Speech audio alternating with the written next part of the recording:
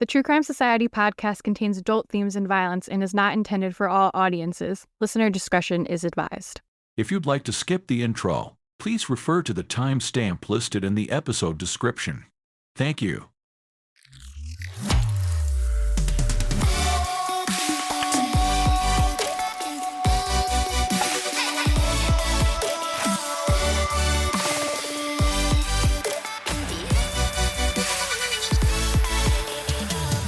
What's up, guys? Welcome back to another episode of the True Crime Society podcast with Stephanie and Olivia. I just had like a panic of, are we recording? Did I hit the button? Yes. But even if we didn't, it was only 30 seconds of recording. Pretty much every episode when we're like in the middle of recording, I'm like, are we recording? I've recorded mine on Audacity, but it wouldn't be helpful if I hadn't recorded the rest. Yeah, that's one day it's going to happen. I'm going to be pissed. Anyways, we're recording this episode a little early, so we don't really have anything current to chat about because we're trying to get these in because it's going to be Thanksgiving and then I'm going away. For once, I have things to do instead of Olivia. So, you know, my life is fulfilling now. So I guess when this comes out, it'll be nearly December. So, yeah, the year's flying by. Might even be December if I'm probably not calculating it right. It'll be close. Yeah. But it's crazy. 30th, the year is flying by. Holiday time, right in the thrill of it. I actually got my Christmas tree. I got the weekend before Thanksgiving. So really, I got it yesterday in real time. Well, in fake time. Is this real time or fake time? When we're recording, I got it yesterday. So the weekend before Thanksgiving. It is up. It feels so early. It is early. I feel like a lot of people don't get them yet. But I was asking my mom, I was like, why do we go so early? Like, I don't remember what the reasoning was. And because around here anyways, my family likes to go cut down a tree. Like, we go with my aunt and like my cousins. So it's just a fun thing we do. Obviously, not everyone does that or has to do that. You can just go to some like Walmart or something where they have trees there, Home Depot. But I guess I don't know if it's a shortage or if it's just more people are cutting down trees now, that the Christmas tree farms around here, obviously they have an allotment of how many they can sell because they take so long to grow. So they'll only be open for like a week or two. And last year or the year before, it was like the start of December and they were all closed because everyone had got trees already and the quota was met. So that's why you got to go early. Yep, your tree might die before Christmas, but at least you got it. We did our tree on the weekend too, but ours is fake, so it'll be fine. For some reason this year, me and Mike were just being like, I feel so bad for the tree. Like, it's so alive and we're just cutting it down. Like, maybe we should get a fake one. But yeah, so that is up. Gonna keep it alive for a month. My one last year stayed alive very well. So let's hope this one does too, because nothing is more annoying than cleaning up pine needles everywhere. At least the smell's nice. It does smell nice, but I learned the hard way. PSA to anyone who's new to getting real Christmas trees, don't vacuum up the needles because they will clog your vacuum and it is a big pain to unclog. Just sweep them up. You gotta suffer. How annoying. So, yeah, it is horrible. Anyway, it's good that you're all sorted and one less thing to worry about. Yeah, I'm trying to. I still have to put lights on it and decorate it. Putting lights on it is a pain, but the ornaments is easy. And you always get sap on you, which is really hard to get out of anything. Another hot tip. I'm sure people know these hot tips. Like, they're not hot tips. If you get like sap on you or your clothes, use hand sanitizer to get it off because it's like the hand only sanitizer thing. Is the answer for everything. The life hack. And everyone's discovered it now that we all used it so much over the last few years. Over the pandemic when it was all we had. We're just locked inside with our hand sanitizer. Yeah, so I hope that everyone is in the holiday spirit because it's December. Yes, coming around fast. Yeah, I'm not ready. And then it's going to be New Year's before we know it. It's going to be 2024. And 2024, it's going to be our year, as we like to say. Every year we've said it, it's going to be happening soon. All right, let's get into it, I suppose. So we do have a little update. I mean, I guess this update will be a little old by now, but some people might not have heard about it. Yeah, and we haven't talked about it yet. But we did an episode when this first happened. Kaitlin Armstrong, she was convicted of the murder of Mariah Mo Wilson. This was the one with Colin Strickland. They were pro-bikers, Colin and Mo, and there was like an alleged love triangle, and Kaitlin at the time allegedly shot and killed Mo after she was hanging out with Colin. So she has actually been convicted now, and she's been sentenced to 90 years in prison, and she's ordered to pay a $10,000 fine. I always think it's interesting when they just throw in a fine as well. I know, like why bother? And even if she doesn't pay it, what are they going to do? Keep her in jail for more than 90 years? Yeah. And it's just weird. I don't know exactly what the $10,000 fine is for. I know. I'm actually just Googling again because everyone's been asking, and I haven't seen it stated anywhere what the fine is for.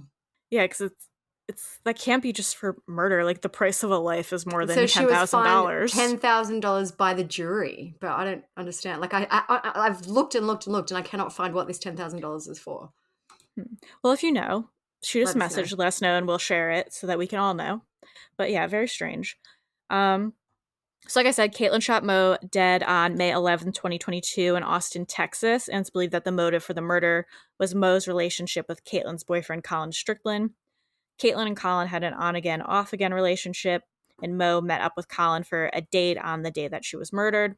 I mean, Colin testified, and he swears up and down that, like, this wasn't an affair. They were off, and him and Mo weren't romantic at that time. They had been in the past, but they were apparently just hanging out as friends.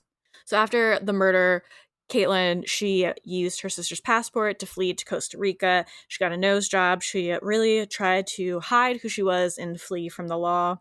Mo's brother, Matt, spoke in court at the sentencing. He said, "My sister had her life taken from her for no reason at all. She'll never ride a bike again. She'll never take a 20-minute break from work to bake banana bread in her kitchen. She'll never get married. She'll never buy a home. She'll never have kids. She'll never meet someone that she loves, and my parents will never be able to see that happen, to see her enjoy her life." Mo's family also released a statement on November 17th that said, "As a family, we believe justice has been served, and of course, we have many people to thank. But first, I want to thank God for giving us strength, comfort, and a measure of peace through this trial process. We know many folks back home and around the country have been praying for us, and we appreciate that very much. We want to thank all of our family and friends who attended the trial and gave us so much support during our time in Austin. This has meant the world to us. We thank the jury for their sacrifice and hard work. 3 weeks is a long time, and we appreciate their commitment and determination to do the right thing. We also thank the witnesses for their testimonies and cooperation with law enforcement and the prosecution." There was her friend, what was her name? Kaitlin Cash. Yeah. Right? Her friend Kaitlin Cash spoke during the sentencing, and she also spoke a lot about how traumatic it was for her to be performing CPR on Mo, her friend, for over 10 minutes, just like desperately trying. And she says the longest 10 minutes of her life, and how she still has flashbacks like all the time from that. She can't hear sirens anymore. She doesn't even like to see dark stains on things because it reminds her of the blood. And I think she said that like directly to Kaitlin. I'm just like, you ruined so many people's lives. Like, obviously her family's lives and her life will always be affected by this in some way. But I just thought it was interesting because it's one of those things you don't really think about, how traumatic it is to find someone, your friend or loved one, dead and having to perform CPR on them when you don't really know what you're doing. You're on the phone with 911. They're trying to tell you how to do it. And it's exhausting doing CPR. Any nurse will tell you, like, doing it for a long time is tiring. And 10 minutes nonstop doing that has to be traumatic. We've also had a lot of people messaging us asking if anything happened to Kaitlin or any punishment for stealing her sister's passport. But I haven't seen anything, and I haven't, like, as far as I can tell, nothing will happen. Like, obviously, it doesn't really matter now. She's going to be in jail for 90 years or whatever anyway. But I find that part interesting too. Like, did the sister give her the passport? I'm assuming they could just say that Kaitlin stole the passport. Yeah. But yeah, nothing seems to have come of the passport scenario in that situation. It's probably one of those things where, like, she's already going to be in jail until she dies. It just would take more money, more trial, more of everyone's time to add on all those other things as well. Yeah. So I'm glad that one came to a conclusion. I never really doubted that she was going to get found guilty. No. When they said they were going to deliberate, I'm like, she will absolutely be found guilty. There was no denying what she did. And they did the sentencing right after, which was Yeah. interesting. And Sometimes we'd chatted at the time too about how sometimes these things are quick, and then it's like, remember, I think Laurie Vallow, her sentencing was way after she was found and guilty. Murdoch, I think, Yeah. too. Yeah, so I know sometimes I can't figure it out why. Sometimes I guess it's just state by state or even county by county, their procedures. Yeah. So that is that.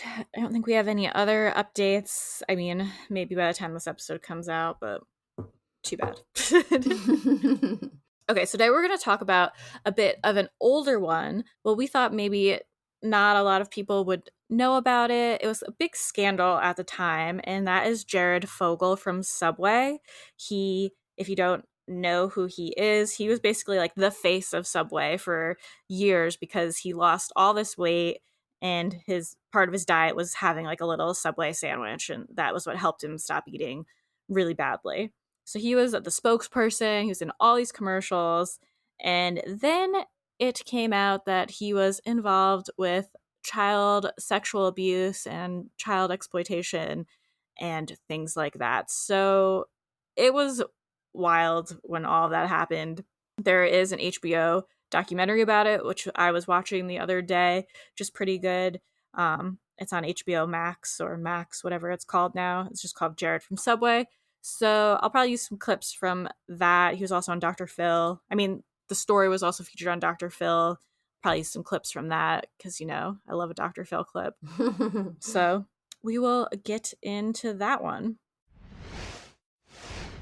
All right, so Jared Fogle, he is a big loser, but like not just in a weight loss way. I didn't even mean to like say it like that. A big loser in every sense of the word. Yeah, I hate myself right now. No, but really, he is just such a loser. But we're going to go back when he was at the top of the world. Hi, I'm Jared, the Subway guy. He is one of TV's most beloved pitchmen, famous as the face of the Subway sandwich chain.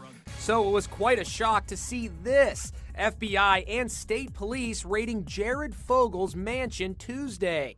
Federal and state authorities have raided the Indiana home of the Subway restaurant spokesperson, Jared Fogle. This is Jared leaving a police evidence truck parked in his driveway in Zionsville, Indiana. Here he is in a blue windbreaker. Jared, you got anything to say? The FBI confirms the raid is part of an ongoing criminal investigation. Please welcome Jared, the Subway guy. Just this past 4th of July weekend, Jared was Grand Marshal at the Subway Firecracker 250 race in Daytona, Florida. Drivers, start your engines! What makes the raid on Jared's home particularly disturbing is that it comes nearly 2 months after the former executive director of his nonprofit foundation was arrested on federal child pornography charges. That man, Russell Taylor, made an unsuccessful suicide attempt after investigators say they found more than 400 child pornography videos in his home. Jared Fogle, he lost 245 pounds or 111 kilograms between 1998 and 1999. That is an insane amount of weight to lose in 1 year. But also when you're 400 pounds. Yeah, I guess. Isn't like, it I know easier that. to... I don't know, but I still feel like that's like almost 2 kilos a week, which is how I gauge like weight loss. That's a lot. But I know when you are heavier, you do lose it a little bit quicker to start. So it's still a crazy amount of weight. He apparently went to Subway as part of his diet, and because of his dramatic weight loss, he was hired to basically be the face of Subway. So for 15 years, Jared appeared in over 300 ads for Subway. So that's a long time, and that's a lot of ads. I'd say back then, pretty much everyone knew who Jared from Subway was. He was in the Subways, there was commercials. You would go into Subway, and there would be a cardboard cutout of him there, like a life-size one. It was kind of ridiculous looking back.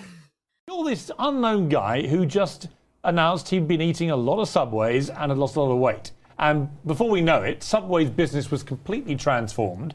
They ended up making $8 billion or something ridiculous. You made yourself a millionaire. Do you still eat Subway sandwiches?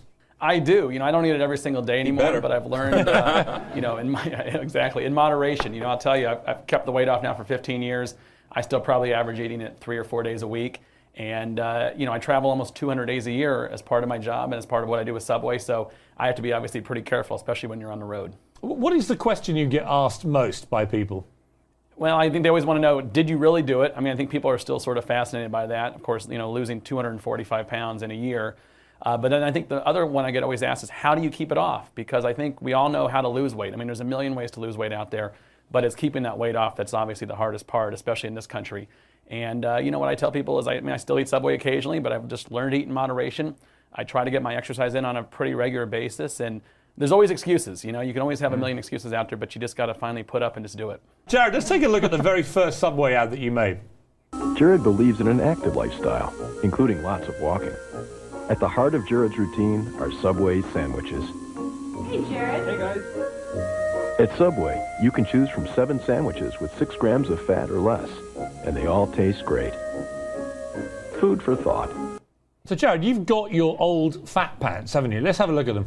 I do. These are way more famous than I am, Piers. Actually, if I can't make an event, I send the pants. But this is what I used to wear. Wow, look at this that. Is the old. This was a 60-inch waist. Now these are the relaxed fit though, which is very important to have. It's a good reminder for me. Obviously, you know, people are always fascinated to see the pants. It's a great visual aid, and especially when I'm talking to kids. You know, I speak to children all over the country and actually all over the world now about my story, the fact that they know me really well from TV, and you know, they try to have a good message for them about the mistakes that I made. And when they see the old pair of pants, they just sort of ooh and ah, and they really just can't believe it. So everything came crashing down for Jared in 2015 when the FBI raided his home and he was arrested on child pornography charges. So some background into Jared. He was born in Indianapolis, Indiana on August 23rd, 1977 to Norman and Adrienne Fogle. Jared is the oldest of 3 children, so he has a younger brother and a younger sister. The Fogle children were raised in a Jewish home. Jared had a bar mitzvah while he was on a trip to Israel, and he attended North Central High School in Indianapolis, where he graduated in 1995. He then went and attended Indiana University, Bloomington, and after he graduated from university in 2000, he worked briefly in the revenue management department at American Transair. So I know they said in the documentary when he was in high school that he was also very overweight then, and that he was bullied a lot for being so overweight. In the documentary, people that went to high school with him, when he became like the spokesperson for Subway, they were like, no way. Like they could not believe that that was Jared, who was so overweight from high school, is now like the spokesperson for Subway for losing so much weight. But yeah, kids are mean, unfortunately. Yeah.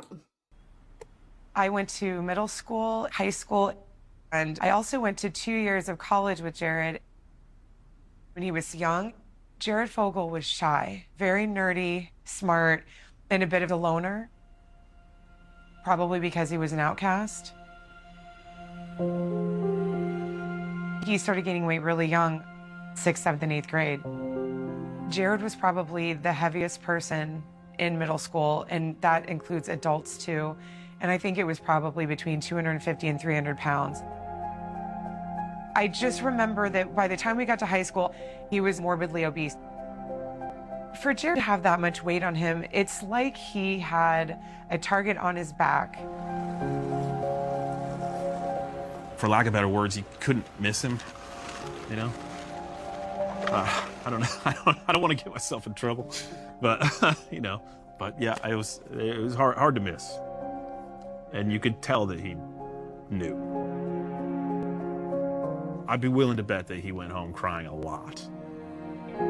It's almost like his childhood was stolen from him because every day was kind of a battle. Where is he going to sit for lunch? Would you have sat next to Jared in the dining hall? No, that would have been social suicide. I never saw him with anybody. I can only imagine how lonely it was for Jared and just scary. I think every doctor would agree that a lot of your early years mold you into who you are. If you have a lot of insecurities and a lot of people are ripping on those all the time when you're a child, I mean, that's got to mess with you in all kinds of different ways. I think the weight was a symptom of him checking out of life. He kept just finding friendship in food. He references that in the book and everything. I overate to compensate for my social awkwardness. I overate because I just plain loved the taste of food. But as I grew fatter and fatter, I felt more isolated. Eventually, I felt that I didn't have any real friends in the world except for one: food. So Jared's weight loss journey started in 1998, and he weighed 425 pounds or 193 kilograms at the age of 22, which is very heavy. Yeah. He said that he had put on weight through lack of exercise, and eating junk food, and that he estimates at one point he was eating around 10,000 calories per day. That was insane. He was so overweight that he wasn't able to walk across campus. He decided to eat 2 Subway sandwiches a day and try to exercise more. So he chose Subway in part because it was nearby. He said that he lived 10 steps away from a Subway restaurant in an interview with Men's Health. So his new diet consisted of 1 small turkey sub, 1 large veggie sub, along with some chips and a diet soda, which totaled to 2,000 calories. A Subway franchisee from Chicago found out about Jared's weight loss and took his story to Subway's advertising agency. The company ran a national TV ad campaign as a test. The first ad aired on January 1st, 2000, introducing Jared and his story with the following disclaimer. The Subway diet combined with a lot of walking worked for Jared. We're not saying this is for everyone. You should check with your doctor before starting any diet program, but it worked for Jared. The ads were a success, and Jared began appearing in more ads. He became known as the Subway Guy. In 2001, Jared married his first wife, Elizabeth Christie, and we believe the couple were together until 2007. In 2004, Jared started the Jared Foundation. It was a nonprofit that focused on raising awareness about childhood obesity through education. Jared first came to the attention of state and federal law enforcement when journalist Rochelle Herman Walrand told police in Sarasota, Florida, that Jared had made lewd comments to her about middle school-aged girls. I think there was an event at a middle school he was at, and she was kind of interviewing him there, and he made some gross comments to her off the record about the kids there. So very bold move to just do something like that. What did you think was going to happen? Everyone would just find it entertaining and funny. Like, what a weird It'd be like thing to do. I guess he was by that stage maybe so cocky and just thought was untouchable. Like top of the world. Yeah. The filming of the television program I was to do with Jared was held at the middle school here in Sarasota. So Jared and I went on stage. Nobody was in the auditorium except for my cameraman. He went on his way to position his camera, and we sat down on the couch.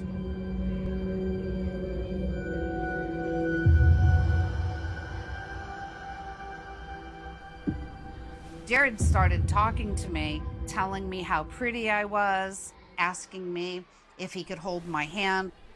I believe Jared had been going through a divorce. It was obvious he was very interested in me. That made me uncomfortable, but I didn't say anything. I just blew it off. Just before the camera started rolling, he slowly leans over and whispers in my ear how hot he thought middle school girls were. I just shut down. It was such a shock to me. Did I really just hear what he just said to me? And at that point, a teacher came in and brought a couple of students in to speak with Jared. How did you make it through that interview? I was struggling, to be frank with you, because my mind kept deferring back to what he said to me. I just wanted to get it over with. So Rochelle, she continued to talk to him more, to kind of get him to try to say more stuff like that. And she recorded his remarks and saved the text messages from him talking about these things. And then she went to the FBI with that information. I came to know Jared Fogle better than anyone. What I found out about him and who he really was made me feel so much hatred towards him. Some of the darkest memories that I have is I can't stop going back to what he put these kids through. What kind of cute friends do your kids have? Will take me for the rest of my life to process it. I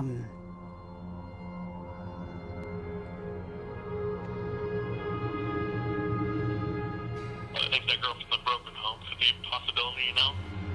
Sorry. I knew this was him.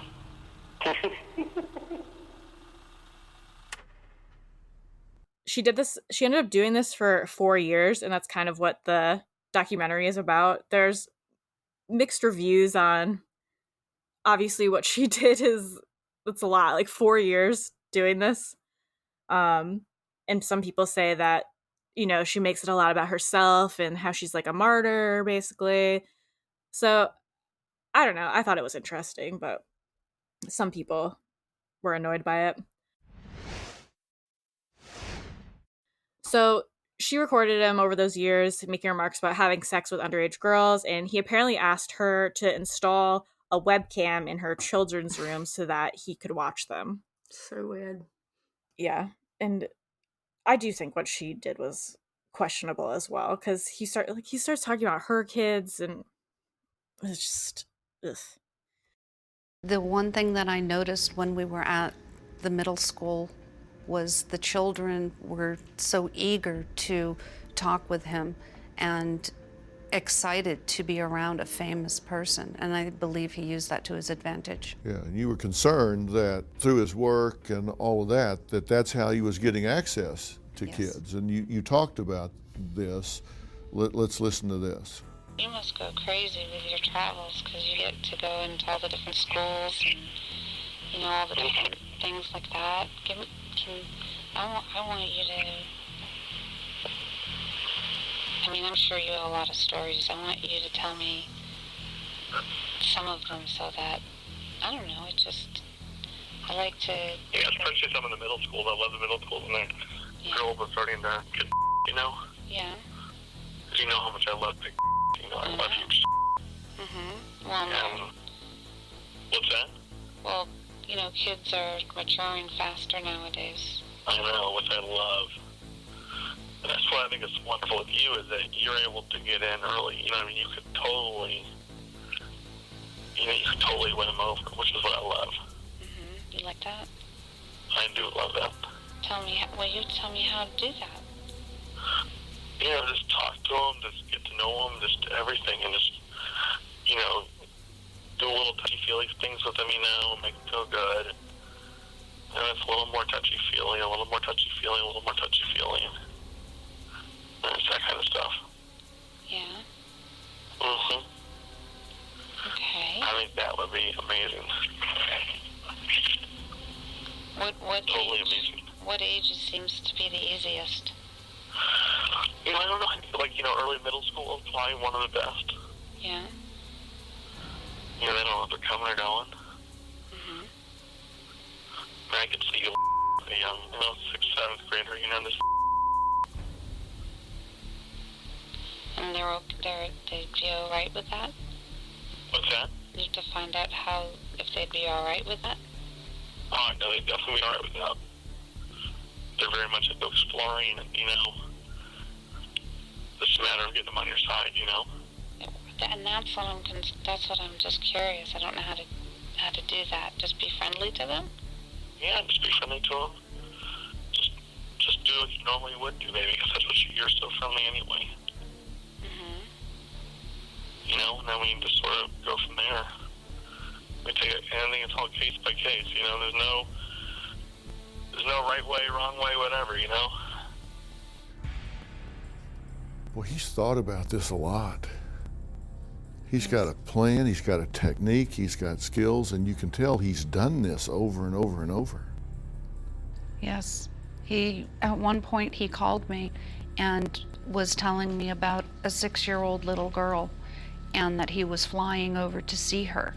And from the way the conversation was going, it sounded as though the parents were okay with this.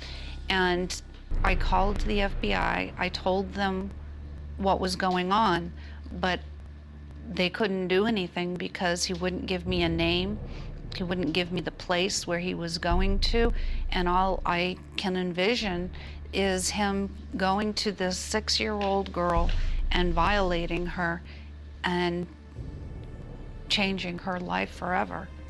And you know it, but you can't stop it. That's right. That's haunted me for years. So the FBI weren't able to pursue a case against Jared with just that information because they needed more evidence, because it was just him talking. There was no real proof that he did any of these things, or he was just talking about how he was interested in kids. So he really hadn't committed a crime that they had hard evidence for at that point. But it at least put him on their radar. He was just being a general creep at that stage. Yeah. So in February 2008, Subway launched a campaign called Tour de Pants, which celebrated Jared maintaining his weight loss for 10 years. In this campaign, Jared said that he would retire his pair of 62-inch or 160 centimeters pants to a museum. This also is just like a shout out to how unhinged advertising was in the early 2000s. A lot of it focused on weight and weight loss. And looks and things like that, yeah. Yeah, it was a tough time to be young. Jared got engaged in November 2009 to Kaitlin McLaughlin, who was a teacher. In January 2010, a People article reported that Jared had gained back 40 pounds or 18 kilograms and planned to restart his Subway diet to lose weight for his wedding. What a scammer. I bet he did that on purpose to lose more weight with Subway. Yeah. Maybe they were losing interest. Yeah. Kaitlin and Jared got married in August 2010, and they had 2 children together, a son, Brady, in 2011, and a daughter, Quinn, in 2013.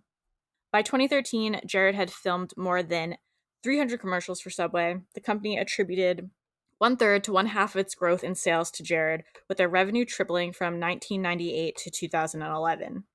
According to Ad Age, sales fell 10% after commercials featuring him briefly stopped in 2005. So clearly, he had a lot of power with Subway, a lot of preying on people's insecurities, I would say, but it worked and it was making Subway money. Jared had other opportunities after his Subway success. He appeared in WWE in 2009 and 2011, and he was also in the film Sharknado. It's funny that they're like, he had other opportunities, but then I'm like, is that really an opportunity? Yeah. I think he fought with The Miz on WWE. It was so stupid. I'll see if I can find it, or I'll find him in Sharknado or something. You know, the reason I'm out here is I've been asked by someone to say hello to someone in the audience. And that person is Jared from Subway. Oh, come on, give it up for Jared from Subway. You know, the only reason I decided to actually do it because I know you're a huge Miz fan. Yeah, that's right, Jared is a misfit. But you know what, Jared? I'm not a fan of yours. As a matter of fact, I think I can do your job better than you. Yeah, that's right. I think I can be a better spokesperson for Subway than you ever could be. Oh, boy. So Jared's net worth in 2013 was $15 million. So he was doing pretty well for himself. Not bad for some sandwich ads. Yeah. USA Today ran an article on the Jared Foundation in 2015. It reported that the Jared Foundation had not issued any grants or given any funds for their stated purpose. It also reported that the foundation spent $73,000 per year, most of that paying the salary of the foundation's executive director. So more than 25% of the funds were unaccounted for as per tax records. So off to a bad start here. Daniel Borochoff, president of the nonprofit charity watchdog group Charity Watch, was quoted in the USA Today article as saying, "If Jared was really interested in helping children through his foundation, he could have gotten more money. As with a lot of celebrities, the charity appears to be more about image enhancement than actual charitable deeds." On April 29th, 2015, Russell Taylor, who is the director of the Jared Foundation, was arrested at his house in Indianapolis on charges of child exploitation, possessions of child pornography, and voyeurism. Russell and his wife at the time, Angela Baldwin, sexually molested young girls and installed cameras to film them without their permission. So Jared severed all ties with Russell after his arrest. Russell attempted suicide on May 6, 2015, and he was placed on life support. He survived, and he ended up pleading guilty on September 1st, 2015. In December 2015, Russell was sentenced to 27 years in federal prison. Russell Taylor is paying the price for victimizing children he secretly videotaped at his home, often in the nude. The federal crime will cost him more than 2 decades in prison.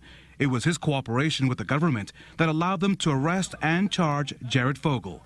But investigators say others are now on the radar. In court, it was revealed for the first time today that Taylor could be seen on video with his wife, setting up at least one of the hidden cameras intended to record a visiting relative. The United States indicated that was still part of an active investigation, so I'm not going to comment any further. Also, for the first time today, we learned that a nude image of one of the children was shared possibly with two members of Jared Fogle's foundation. All three individuals will now be open to questions as the government seeks to figure out who participated or benefited from the illegal activity. In any child pornography investigation, the last step is to figure out whether at the end of the day any of the material that comes from your case shows up anywhere else. We do that with the National Center for Missing and Exploited Children. That's an ongoing process that never ends.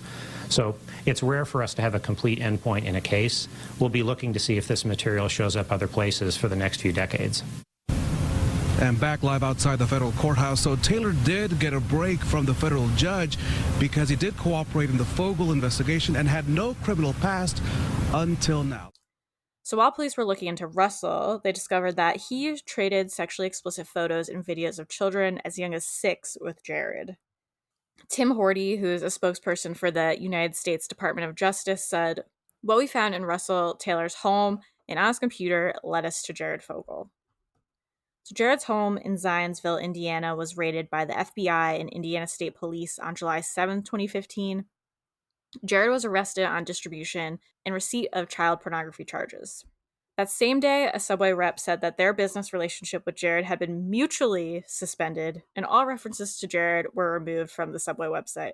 I wouldn't have even thrown in the word mutually. I would have been like, we are done with I guess him. at that stage they have to be kind of careful, though, because it was all alleged at that stage. Like alleged. Yeah. So after Jared was arrested, the FBI subpoenaed a series of text messages from 2008 between Jared and a Subway franchisee named Cindy Mills. Jared had been having a sexual relationship with Cindy at that time. In the messages, Jared talked about sexually abusing children between ages 9 and 16. He also told Cindy to sell herself for sex on Craigslist, and he asked her to arrange for him to have sex with her 16-year-old cousin. Cindy's legal rep said that she told Subway corporate management about the text, but they said that Jared wasn't a Subway employee, and as such, there was no violation. Subway reps deny having any record of Cindy's claims, though, of course. So on August 19th, 2015, federal prosecutors said they had reached a deal with Jared. He was going to plead guilty to an indictment containing 2 counts, one of distribution and receipt of child pornography, and one of traveling to engage in illicit sexual conduct with a minor, specifically from Indiana to New York, where he is charged with paying to engage in sexual acts with a minor girl who was known by Jared to be 17 years old. The indictment also included allegations that Jared was aware that Russell had solicited 12 minors as young as 13 years old to perform sexually explicit conduct. Russell allegedly filmed the acts and shared them with Jared. And it was also alleged that Jared had been sent files from Russell that included sexually explicit images of minors as young as 6. Jared also allegedly offered adult sex workers a finder's fee to find him young sex partners. Some of Jared's communications have been reported in the media. I've put the whole court document on the blog if you want to read through them all. But in one message, he asks, "Do you have access to any young girls like 15 or 16? And the sex worker replies, "Why, baby?" And he says, "Because that's what I crave. I would hook you up nicely if you did." Ugh. And the worker replies, "How much?" "Because I have a cousin who is 15. And Jared writes back, what does she look like? "If she's good looking, I would give you 300 and her the same." Then he texted another adult sex worker, "I'll pay you big for a 14 or 15-year-old. In another text, it says, "Did you find me some young girls or boys?" And Jared told the worker that he wanted the child to be able to prove his or her age. He said, "If they can and you get me 16 or below, I'll give you 400 at least." Such a creep. Insane. So Jared was originally facing up to 50 years in prison if he went to trial. As part of the plea deal, prosecutors agreed to seek no more than 12 years, 7 months, and Jared agreed to not seek a sentence of less than 5 years. Jared also agreed to pay a total of $1.4 million, which is equivalent today to $2 million in restitution. Jared was restricted to supervised contact or communication with minors upon approval with his probation officer. So after Jared was arrested, his wife, Katie, started divorce proceedings and she released this statement. She said, obviously, I am extremely shocked and disappointed by the recent developments involving Jared. I'm in the process of seeking a dissolution of the marriage. My focus is exclusively on the well-being of my children. Neither I nor my family will have any further comment on the matter. I appreciate respect for my family's privacy during this difficult time. So Jared's attorney also released a statement after the plea deal was finalised. His attorney, Jeremy Margulies, said in a statement that Jared is agreeing to plead guilty to the charges filed against him today. In doing so, Jared is accepting responsibility for what he's done. He's also volunteering to make restitution to those affected by his deplorable behaviour. While Jared fully recognises that such monetary contribution will not undo the harm he has caused, he's hopeful it will assist these individuals as they try to move forward with their lives. The statement also went on to say Jared also understands that he requires significant psychiatric medical treatment and counselling. He has already begun that process by being extensively examined by a world-renowned expert in sexual conditions in order to chart a course to recovery. It is Jared's intent and goal to become healthy again. And then he finally finishes off with, most importantly, Jared understands that he has hurt innocent people, vulnerable people, and his family. He has expressed remorse to me and his loved ones and will, given the opportunity, express the remorse to the court and to the people he has harmed. His intent is to spend the rest of his life making amends. Subway announced in August 2015 on Twitter that they had cut all ties with Jared. It said, we no longer have a relationship with Jared and have no further comment. So I guess it was no longer mutual by that stage. I was going to say, I know it's his attorney that was talking, but it's crazy how the statement was just trying to be like, he's not that bad. He just made a mistake and he's really sorry. Like, come on. Yeah, it's a pretty shitty statement. Mm-hmm. Jared and Katie's divorce was finalised on November 16th, 2015. Jared had agreed to pay Katie $7 million. So if you remember before, we said that his net worth was $15 million. So even with the restitution that he apparently agreed to pay, that still leaves him with a fairly big chunk of money if his net worth is the $15 million. On November 19th, 2015, Jared formally pled guilty before federal judge Tanya Walton Pratt. Jared apologised for his crimes and asked for a chance to become a good and honest person. He also said that he wanted to redeem his life after being ensnared in a web of deception, lies, and complete self-centeredness. Jared said that, quote, he had learned so much about the underage minors with whom I've paid to have sex with. He said, not a day will go by that I don't think about them, what I did, and the impact on their lives. John Bradford is a forensic psychiatrist who testified for Jared's defense team. He said that Jared suffered from a compulsive eating disorder before losing weight. He also said that Jared replaced food with a sense of hypersexuality, which included a, quote, mild or weak pedophilia. John Bradford said there was a low to moderate risk of Jared reoffending. So after all this, John's diagnosis was widely criticised. Another psychologist, Adam Deeming, suggested that John's use of the words mild and weak had meant to convey that Jared's primary sexual attraction was to early teenagers, but he had a lesser attraction to younger children.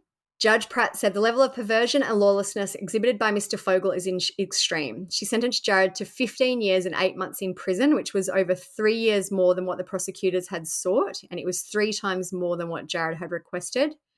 Jared must serve a minimum of 13 years before becoming eligible for time off with good behaviour, and whenever he does get out, he will be on supervised release for the rest of his life. The judge also fined Jared $175,000 and ordered him to forfeit $50,000 in assets. I was gonna say, I think it's crazy that he's just like, but I only wanted 5 years, like as if he has a say. And 5 years is like nothing. I know, and even that amount of money for someone like $50,000 in assets, wow, big deal. Like, why are you bothering? Yeah, like he really was thinking like he wasn't gonna get in much trouble because he's, quote, really sorry. So another of Jared's lawyers named Rob Elberger filed a notice of appeal on December 14th, 2015. Jared wanted to appeal the sentence as it was longer than the maximum that had been recommended by the prosecutors.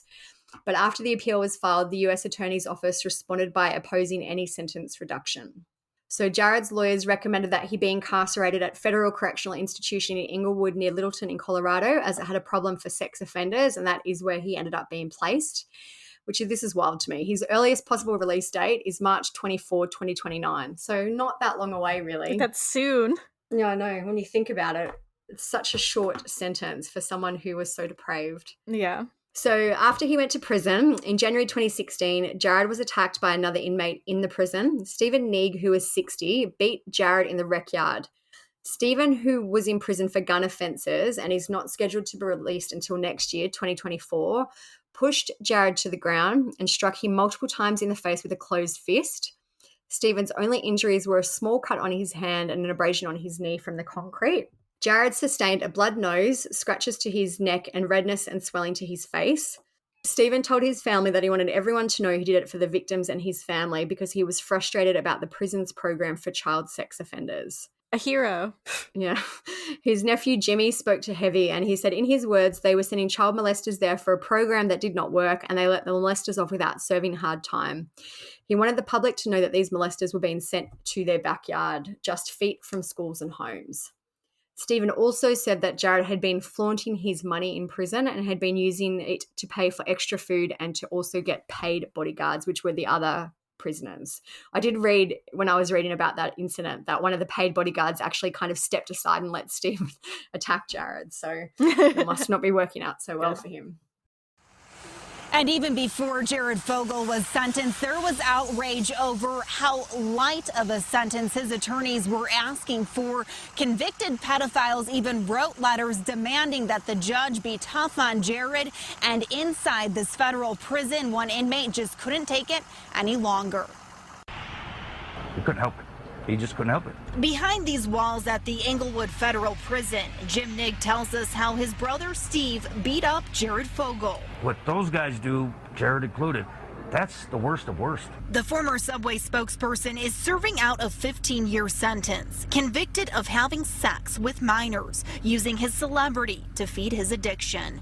That's where Steve Nigg had a problem. He's serving a 15-year sentence for a federal gun crime. It bothered him any way you look at it, but yeah, I'm sure it's not fair. It's not equal. Nigg sold off firearms from his deceased father's estate. His criminal past from the 1970s made that illegal. He told his brother Fogle's sentence and demeanor inside the prison walls sent him over the edge. When you run through the yard in a prison with special privileges and you hire people, maybe the inmates, to back you up, to make sure nobody touches you, that's even worse. Rick Kornfeld, a former U.S. attorney, says it's hard to compare the two crimes, especially when you look at criminal history. This kind of general equivalence is an interesting argument, but it's really not how the system works. Speaking for his brother, Nigg says he has no regrets over the prison yard scuffle.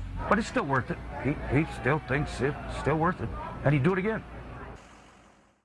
So there have been additional lawsuits since Jared's arrest. The parents of one of his victims filed a lawsuit against him for personal injury and emotional distress. Jared fired back, arguing that the parents were liable for the injuries because the parents fought and abused alcohol in front of their daughter. Jared also alleged that the divorce of the couple had been detrimental to their daughter. He wrote in his filing, custody and parenting time required Jane Doe to constantly rotate her living arrangements, caused unnecessary stress, anxiety, and trauma for the Jane Doe. So that family did drop their lawsuit against him in October 2016. On October 24th, 2016, lawyers for Katie, his wife, filed a suit against Subway in Indiana. The suit alleged that Subway violated her property rights and her privacy rights and caused personal injury to her by covering up at least 3 instances of Jared's illegal behaviour that were reported to senior management. The lawsuit was dismissed the following year in October 2017, with the judge writing that the court lacked jurisdiction since their principal business operations were outside Indiana.